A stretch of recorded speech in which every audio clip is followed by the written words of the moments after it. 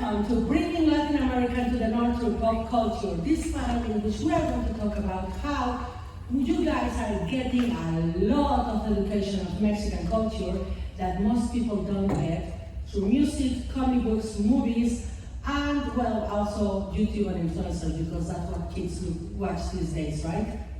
Yes. So we have a very great group of panelists. I'm going to start. Well, usually we start with the ladies, but because the lady is playing a guy right now, I am going to have to introduce everybody else and then introduce myself. First we have Raul Valdez, who is watching his phone again. Sorry. He is an amazing comic book artist, famous in Mexico for a webcomic called Shine, about a superhero who bought his powers on eBay. That was not smart, because he didn't get the manual. But also because he worked for Marvel in X-Force. He actually got to draw the kiss between Hercules and Logan. And now he is a cover artist for Batman the World, when Batman traveled to Mexico and got his Batmobile stalled in Tepito. You do not park in Tepito. Then we have Erasmo Rodriguez, who is a clay cartoonist, so to speak. He does cartoons, he does comic books with stop motion. Trust me, that is hard and time consuming. But he is also a host on the radio show Rigoberto and his sorprendentes amigos, an actor and a director on video home movies. So he can tell you stories about the backstage. Yay!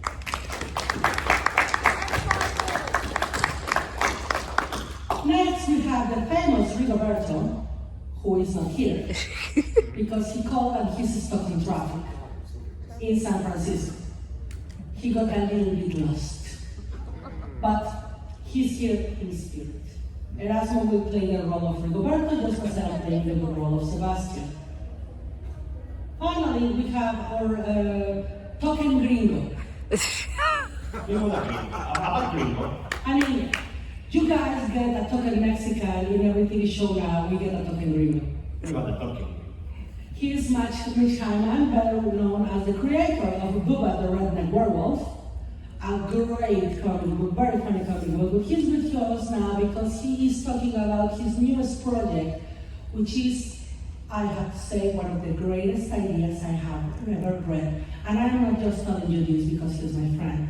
He's the author of Chavela, Chocolate, and Chuthulu, a new novel in which we'll see Chavela Vargas, the great Mexican singer, fighting against Nazis in World War II Mexico. Trust me guys, it's a ride. You guys, oh, here is finally Sebastian. Please a round of applause for Sebastian. How are you? Hangover. As you can see, I am not his stunt double. I do not look like him at all. Hangover vibration. Okay, now I finished introducing me, so you just have to introduce me. Do it well, please. Through all bosses, I have to pay a $20 Uber for a 10-minute ride. I am not for the You're telling that. No voy a facturar. No, no, no. It's just you who's missing presentation? Yes, yes.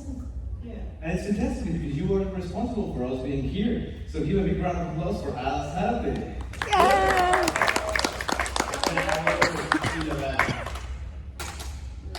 So, shall we start? Wow! I gave everybody's credit. I told you what everybody does, and I'm just, oh yes, Adalisa Zarate. Okay, she's the creator of numerous comic books, including Building Blocks. It has a Comic-Con exclusive this year. You can see that at her booth. Yeah, how much is the new Comic-Con exclusive? $25. Super price. And she is not also gradient. You wanted to give all the... No, you are already in the hot seat. I am also a translator and an historian on Mexican comic books. That is why I'm sitting here. And I am his boss. She used to on the street corner at the gas lamp around 6 o'clock tonight, so just come and bring and throw a couple of bucks if we can. But yeah, seriously, I am his boss. He's his boss. Wow, I didn't get out of this part. Nothing, let's continue. Let's start. Okay, let's start a conversation.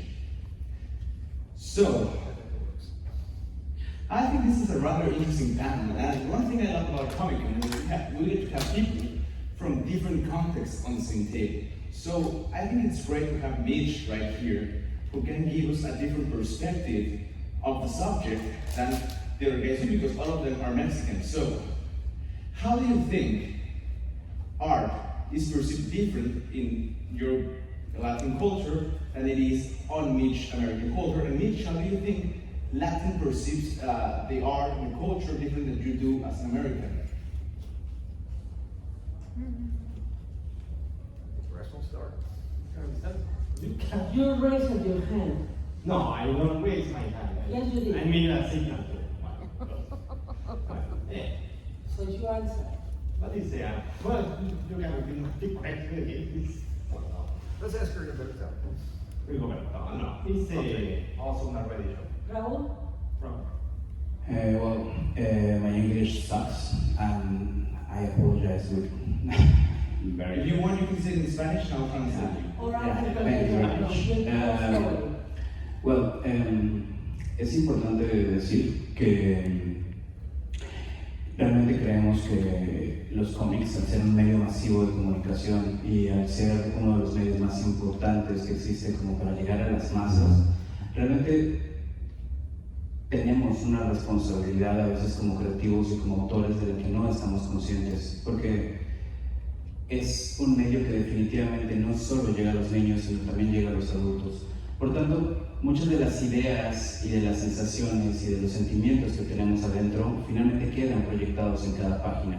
Entonces, siempre es muy importante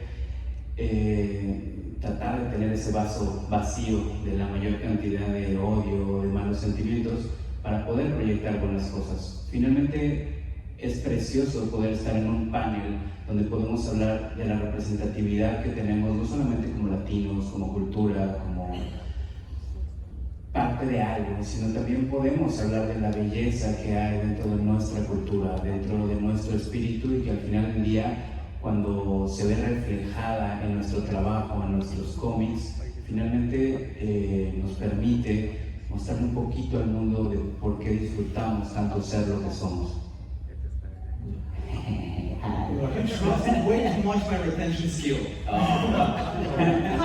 Let me show off. And agree with. I think it's very important to remember that as comic book authors, comic books are an important and international medium. With a wide angle of reach.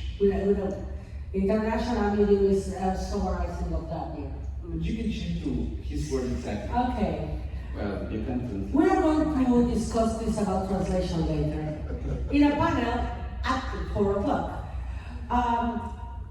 And now you make me forget everything else. I hate you.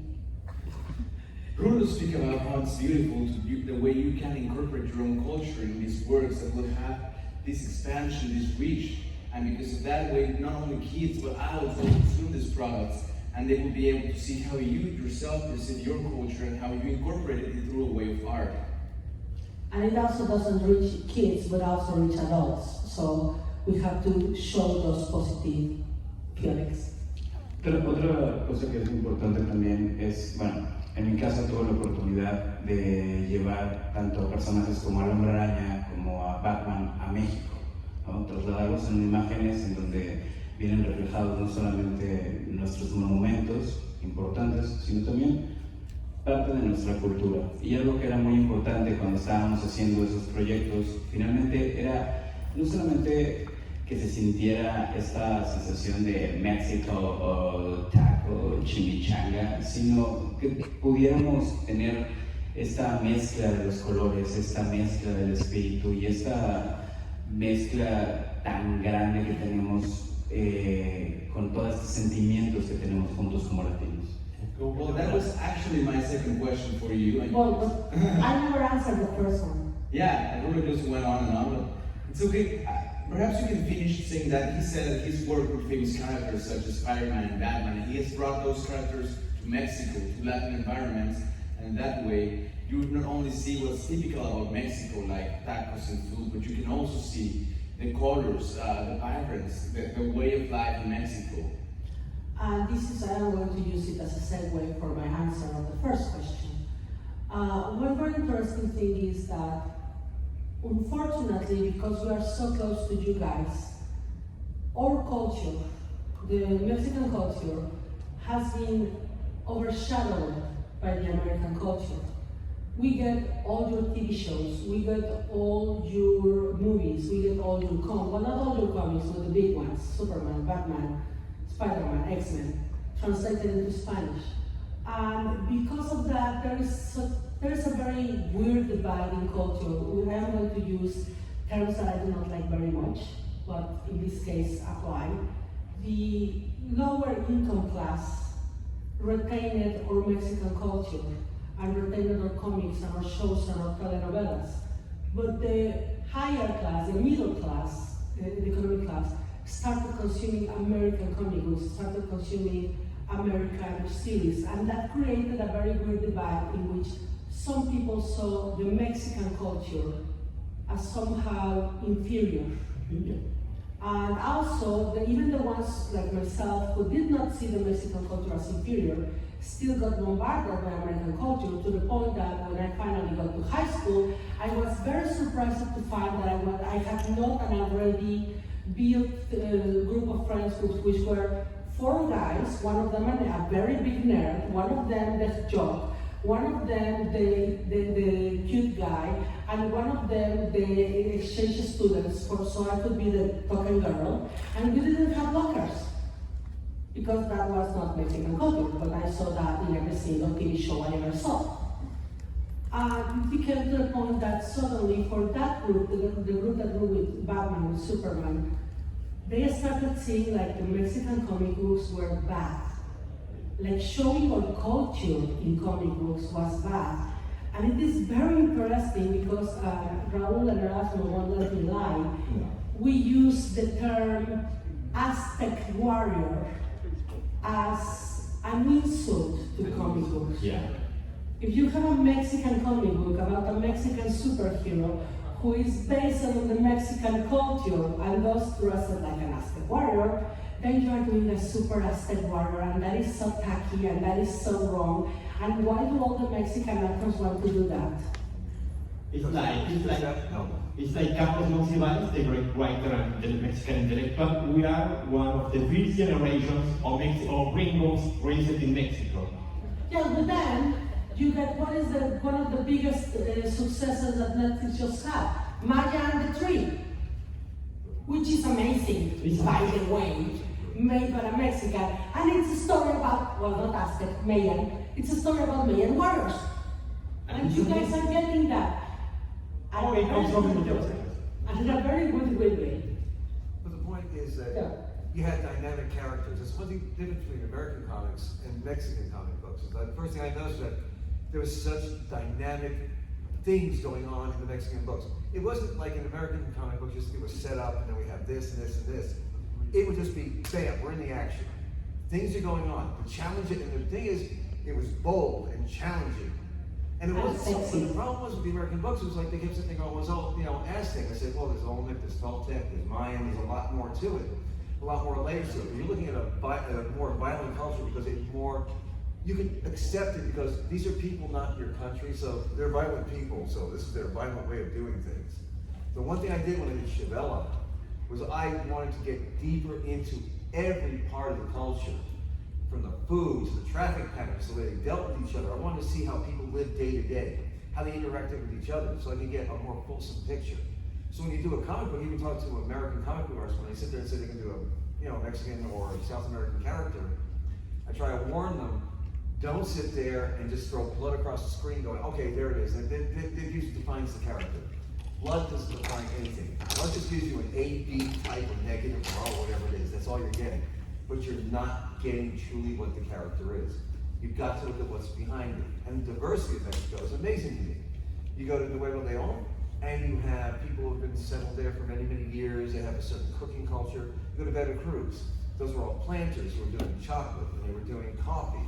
Chiapas, same thing. Go down to Yucatan. I was talking to Erasmo earlier. They speak quickly in a different way, and they're kind of, in a way, more countrified people. We talk about Top Cat and We're talking about actually how Top Cat operates. The thing is, what people don't realize is that in America, they always assume egocentrically and ethnocentrically that, oh yeah, we're the ones that have New Yorkers that talk like this, that Southerners talk like that. Well, the thing is, every culture has these same people and their own way of looking at things. It's not a generic brush to put over everything. So a lot of guys that we were talking about goes back to the Aztec thing. Immediately, okay, everything's Aztec. That would be saying that every comic character in America should be Superman or G.I. Joe. Everything that's in between doesn't really count. And lives in New And you York. lose the subtlety. That's beautiful in American Mexican comics. There's such a great subtlety if you look for it. See, that's why he's our talking gringo. So there's a big difference between how Latin characters and American characters behave even in media. So, for example, I don't know if you can tell us about this specifically. Maybe it's not the fact that Batman is in Mexico City, but the way people behave in Gotham City would be different from the way people would behave in Mexico City regarding Batman. So how do you guys perceive the behavior of these fictional characters depending on the context? What do you think are the unique characteristic traits of Latin characters that would pop up on American media? Es un tema interesante porque al final sacar a los personajes de contexto puede ser tramposo. Al final del día, cuando... It is interesting because taking the characters out of context can be like a cheat. See, that's how you do it. You give one sentence and then you give us time to translate it. Don't worry. Igual que ayer, ¿no? Exacto, no te preocupes, él lo hace de maravilla. El punto es, puede ser tramposo porque al final del día nosotros, y esto es lo que quería mencionar hace rato, ¿no? Realmente sentarnos a pensar qué es una representación latina. Algo que también es importante mencionar es que latino no es exactamente solo México. O sea, latino incluye muchos países que tienen que ver con muchas culturas y que tienen que ver con muchos espacios. Tenemos muchas cosas que nos vinculan entre nosotros y eso es muy padre. Pero también tenemos muchas cosas que nos diferencian. Aunque Encanto y Coco puedan sentirse cercanas, tienen relativas diferencias. Y eso es importante también, que a veces nos cuesta trabajo como mexicanos tener el respeto sobre esas culturas. Algo que fue muy padre con Batman es que en algún momento dado unos amigos argentinos nos entrevistaban y les parecía muy bonito el tema del que estábamos hablando, aunque fuera un tema triste, porque se sentían muy vinculados con este tema de las mujeres de mayo. El tener unos espacios y una arquitectura tan española, pues nos permitía vincularnos no solamente mexicanos y argentinos, sino también con salvadoreños, hondureños, y eso fue muy padre porque sí se sentía cierto espíritu latino representando. Fantastic. So, it's a very interesting question, Raul said, thank you, because it's very interesting, the theme of Latin representation. And because Latin is not Mexico only, Latin is the whole Latin America, which is a lot of countries. And I really want to pop up the last thing you said, that's when he was conversing with Argentinian people, they could see how their cultures would converge in one only thing, because as such a magnificent thing such as architecture, because the Spanish architecture can link us all in Latin America, and not just Argentinians and Mexicans, but people from El Salvador, Guatemala. And I think it's beautiful that you said architecture, because it's a form of art that sometimes is perhaps not represented in art mediums. You know, it's not film, it's not photography, it's not plastic arts, but it's also art. And it's funny because that's the environment that surrounds us. That's the art that's always present with us and surrounds us. So I think that if we grew up surrounded by the same kind of art, at the end of the day, we'll end up having so much in common. And I think that's beautiful.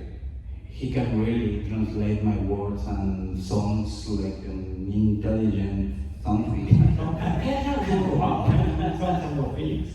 And besides, for me, Mexico City is Gotham without Batman. Yeah, it's all crime, all corruption, no Batman. No Batman, and great architecture.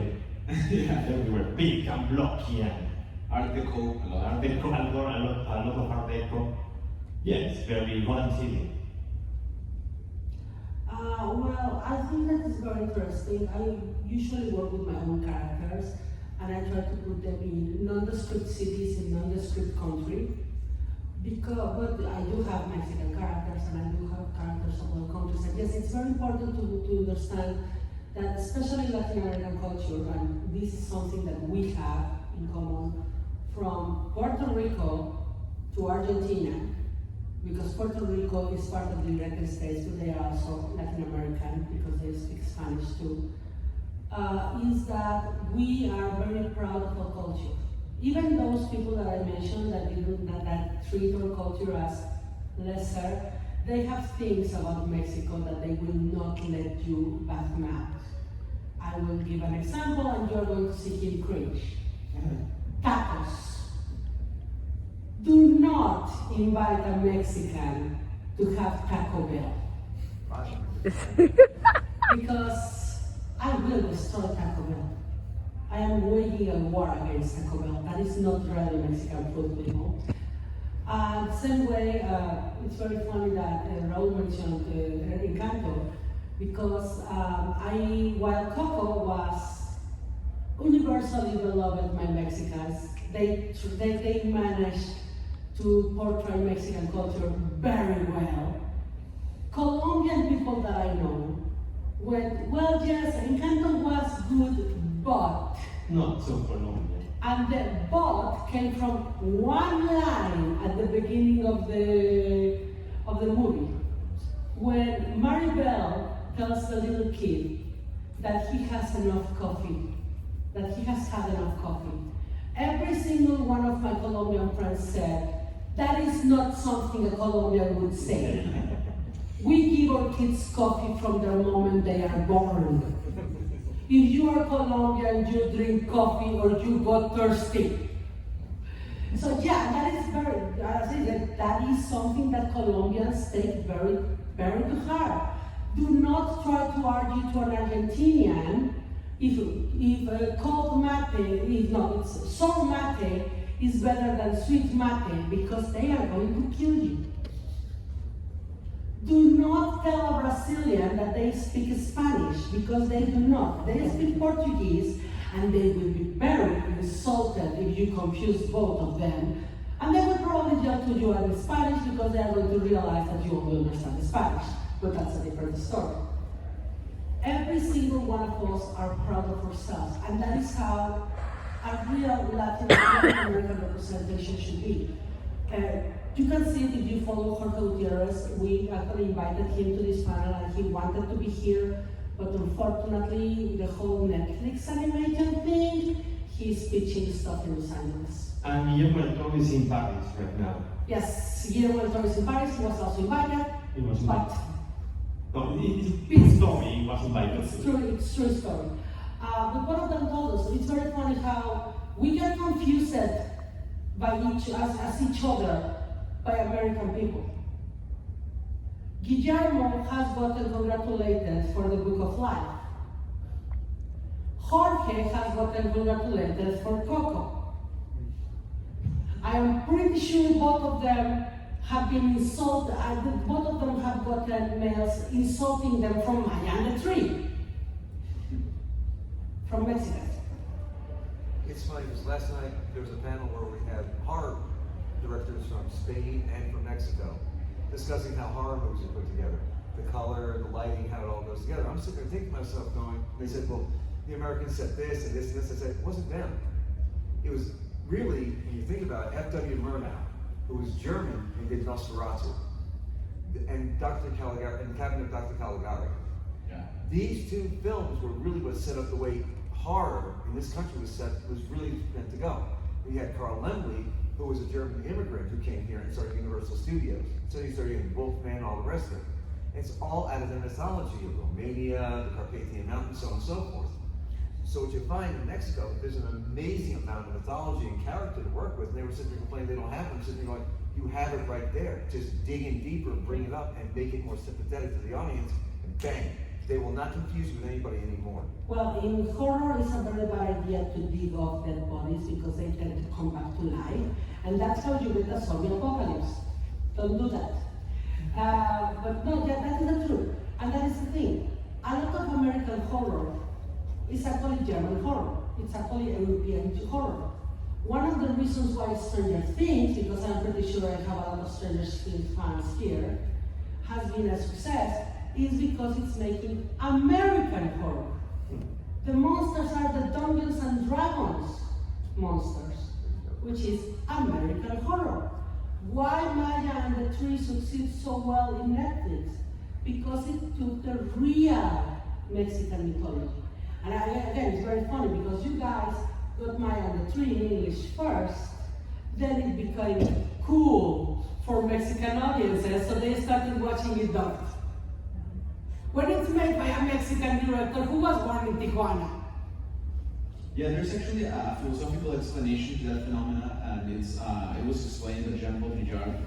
I have so much greater talking about philosophy in Spanish, but Such a nerd. yes. Yeah, but really, he basically, if anyone here is a fan of Matrix, perhaps you've heard about this, but he says that everything is a simulacrus, is the word in English? Yeah. Simulacrum. And simulacrus, they create excuse me? A drill. A drill, yeah. And we're always replicating what has worked before, and we're used to wanting what was great before in a new way. So it's the same way Stranger Things brought back the 80s. It's the same explanation of why to say that why was No Way Home successful, because we wanted to see what's familiar, what's great, what we know done again and done better. So you have something to say, Mitch? Well, what I'm going to say is this, it's simple. You look at Wonder Woman, and it's based on Greek mythology, which is not American. Far from it, right? But when I saw it now, I got a chance to see Maya and the Three. I loved it for two reasons. One, I could see gods I'd never seen before, using powers I never even thought they had. And it just was amazing how, wonderful, fulsome, great, just the power of it all. Instead of going, this is as rich as any Greek mythology you can come up with, any other mythology you can come up with. These characters can stand on their own. And the things they did from almost a luchador way of doing it, just so it was more acceptable. But that, putting it into that vehicle, worked perfectly, because you can translate to an American audience simply because everyone embraced, they love El Santo, they love all that over the years. So now you have these great, powerful characters. People think there's a lot more of this culture than just the Aztec or this or the other. These gods are amazing, okay? Especially the ones that were the tornado. And it was just, you never expected to see that. So I had friends I turned on to this film, and they were losing it from it. I got comic book guys right now who were sitting there trying to affect and do it. I said, but don't do it like they do with the Greek culture. Make sure that you don't put the American spin on it. Put the fact it's a god. Gods have no true spin, really, except for their own worshippers and people. So it goes that way with it. I love the fact that you love this film so much, because I think there's an important part of Latin representation in American media.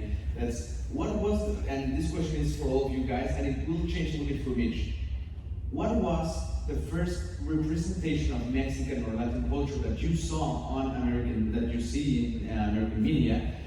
And what did you feel at that moment? What was the feeling? What you thought? And Mitch, when the first time you saw Latinos being represented on mainstream American media, what did you think about that? Like, because for me it was like in a cartoon, and my first reaction was, that's not Mexico, that's not how we live. And it was an interesting sensation of even disgust. And that made me want to do things differently, but I want to know for you guys that work in very different mediums, how was it for you? What did you feel? Okay, this time I get first tips, because I want to make Erasmo and Raul laugh. My first time that I recognized a Mexican representation was in comic books, because I had seen Latin American talks in many series, in many TV series, because we were always the drug dealers, we were always the bandidos. So I never saw that as Mexico. I saw that as American piece of Mexico. One of my heroes is Ricardo Montalban, because he refused to do those roles. He said, no, that's not Mexico, I am not going to do that to my country. But the first superhero who is to date one of my favorite superheroes that I saw, and I went, oh my God, this is Mexican. Despite the fact that, if you spin it a little bit, is the most problematic superhero ever, is Julio Richter from the New Mutants. He is Mexican and he's very Mexican. Even if when he speaks Spanish, it's very obvious that the American writers are using Google Translate. But he's very proud of himself, he's very macho despite the fact that he's gay. Creo que justo un poquito de eso quería hablar también. Let me finish. Sorry. But I don't understand why he's problematic. The thing that is that he was created in 1985 in August, and his powers are that he can create earthquakes. And there was a very big earthquake in September 1985 that pretty much destroyed Mexico City. So having the Mexican character having earthquake powers, oh, that was not good. But I still love him. And then the thing is that he's from Guadalajara, and his family are gun runners and drug dealers.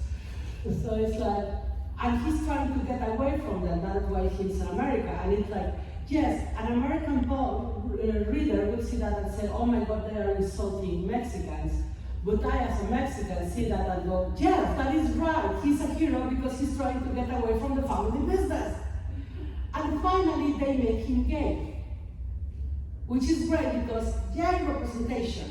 Because Mexico is so gay. Oh yeah, no, but the thing is that he's from Guadalajara, and Guadalajara is pretty much Mexican San Francisco. So it is the equivalent of having a gay character who is a mutant from San Francisco who has the power to put flowers in your head. Okay, Raul, that's a book. Horribly problematic, but at the same, oh my God, so good. So that was my first.